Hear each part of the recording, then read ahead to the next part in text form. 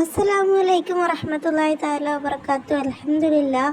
പ്രിയ സഹോദരിമാരെ, നമ്മളിൽ പലർക്കുമുള്ള സംശയമാണ് ഹൈൽ ഉള്ള സമയത്ത് നമുക്ക് നോമ്പ് ഹലാലാവുമോ എന്ന് വെച്ചാൽ, ഹൈൽ നമുക്ക് നിന്നിട്ടുണ്ട്, നിർബന്ധമാക്കപ്പെട്ട കുളിച്ചിട്ടില്ല. അപ്പോൾ നമുക്ക് ആ ഒരു നോമ്പ് നോറ്റിട്ട് നമുക്ക് സുബഹിക്ക് ശേഷം പിന്നീട് രാവിലെ ആയാൽ കുളിക്കാമോ, കുളിച്ചാൽ നോമ്പ് ശരിയാവുമോ എന്ന് പല സ്ത്രീകൾക്കുമുള്ള സംശയമാണ്.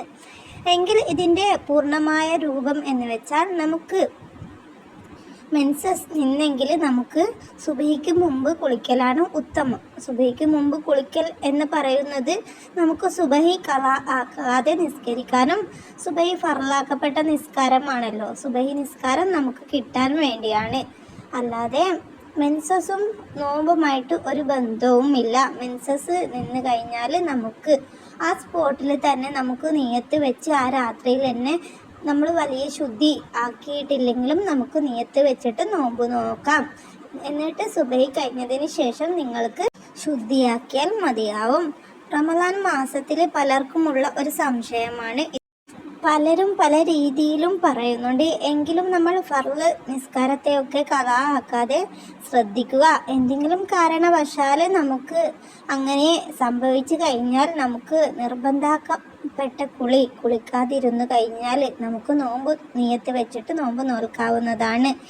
അപ്പോൾ ഇത് നമുക്ക് ഏത് കാര്യത്തിലായാലും, ഹൈലിൻ്റെ കാര്യത്തിലായാലും ജനാബത്തിൻ്റെ കാര്യത്തിലായാലും നമുക്ക് ഇതുപോലെ തന്നെ ചെയ്തിട്ട് നമുക്ക് നോമ്പ് നോൽക്കാം. നമ്മൾ ഏത് സമയത്ത് നിയത്ത് വെച്ച് കഴിഞ്ഞാൽ നമുക്ക് നോമ്പ് നോൽക്കാം. കുളി ഏത് സമയത്ത് കുളിച്ചാലും കുഴപ്പമില്ല. ഫർളിന് നമ്മൾ കാര്യമാക്കേണ്ടത് നമുക്ക് ആവശ്യമാണ്. ഫർളിനെ നമ്മൾ ഖളാ ആക്കി കഴിഞ്ഞാൽ നമുക്ക് ഫർള് കിട്ടില്ല എന്ന്, അതിൻ്റെ ശിക്ഷയും കിട്ടും എന്നതാണ് സത്യം.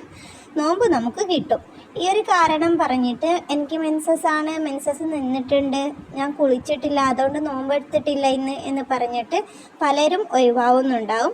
എങ്കിൽ ഇങ്ങനെ ഒഴിവായി കഴിഞ്ഞാൽ നിങ്ങൾക്ക് കുറ്റം കിട്ടും.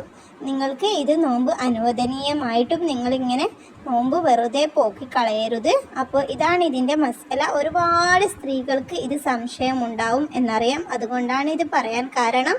അപ്പോൾ നമ്മൾ നമ്മുടെ ജീവിതത്തിൽ കുറ്റങ്ങളൊന്നും ചെയ്യാതിരിക്കുക, നമ്മുടെ ഹലാലായ കാര്യങ്ങളൊക്കെ നമ്മൾ ചെയ്യുക, ഫർള് കാര്യങ്ങൾ നമ്മൾ നിർബന്ധമായിട്ടും എടുക്കുക, ഫർള് കാര്യങ്ങൾ ഖളാ ആക്കാതിരിക്കുക. കഴിയുന്നതും നമ്മൾ റമദാൻ മാസത്തിലുള്ള നോമ്പ് ഖളാ ആക്കാതെ നോൽക്കാൻ വേണ്ടി ശ്രമിക്കുക, നോമ്പ് നോൽക്കാൻ വേണ്ടി ശ്രമിക്കുക. നോമ്പ് ഖളാ ആക്കി കഴിഞ്ഞാൽ അത് കൃത്യമായിട്ട് നമ്മളൊരു വർഷം ആവുന്നതിന് മുന്നേ ഖളാ വീട്ടാനും ശ്രമിക്കുക. ആരോഗ്യമുള്ള സ്ഥിതിക്ക് നമ്മൾ നോമ്പ് നോൽക്കാൻ അനുവദനീയമായിട്ട് നമ്മൾ നോമ്പ് നോറ്റിട്ടില്ലെങ്കിൽ നമുക്കതിന് കഠിനമായ ശിക്ഷ കിട്ടുകയും ചെയ്യും. നിങ്ങളുടെ ഈ ഒരു സംശയം മാറിക്കാണും എന്ന് വിചാരിക്കുന്നു. ഇൻഷാ അല്ലാഹ് നമുക്ക് അടുത്തൊരു വീഡിയോയിൽ കണ്ടുമുട്ടാം. അസ്സലാമു അലൈക്കും വറഹ്മത്തുള്ളാഹി തആല വബറകാത്തു. അൽഹംദുലില്ലാഹ്. നിങ്ങളുടെ സ്ത്രീകളിലുള്ള ഫ്രണ്ട്സുകൾക്കും കൂട്ടുകാർക്കും കുടുംബക്കാർക്കും ഈ ഒരു വീഡിയോ ഷെയർ ചെയ്യുക. അവർക്കിതുപോലെ സംശയമുണ്ടെങ്കിൽ അവർ ക്ലിയർ ചെയ്യട്ടെ.